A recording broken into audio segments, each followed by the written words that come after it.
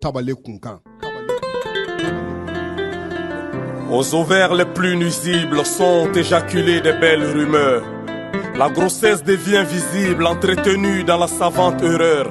Celle des intentions tues sur des dessins mal formés. Des versions sans vertu propagées pour nous désinformer. Et on distille des vidéos montées par une armée de faux profils. En quelques clics, l'opinion est sondée pour lui faire suivre le fil. Le mensonge est bien né, mais qui ose l'entretenir? Là où la paresse est innée, les risques aboutissent au pire. On doit aller à l'information. Elle n'est pure qu'à la souche, sinon elle subit trop de déformations vu toutes les mains qui la touchent, tous les intérêts qui la manipulent, qui la souillent de leur volonté. Faites des ignobles calculs calqués sur des dessins inavoués.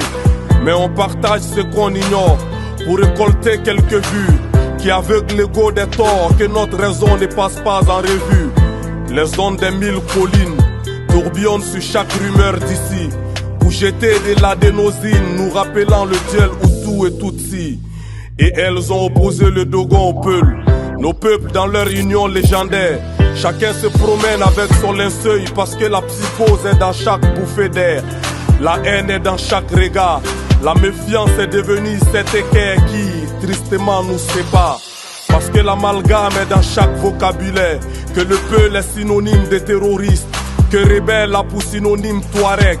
Quand tout le monde s'improvise journaliste, voilà le triste héritage que l'Infox lègue.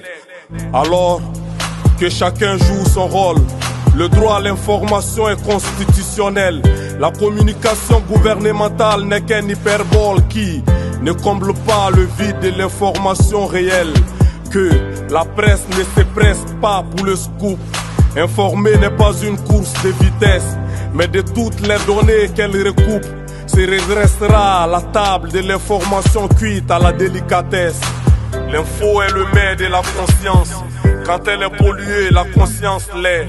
Alors l'infox n'est que la dose létale en latence qui conduit le cœur de la cohésion à l'arrêt, empoisonne nos relations sociales, tue toutes les réflexions critiques, fait l'apologie des forces du mal, en corrompant la noblesse journalistique.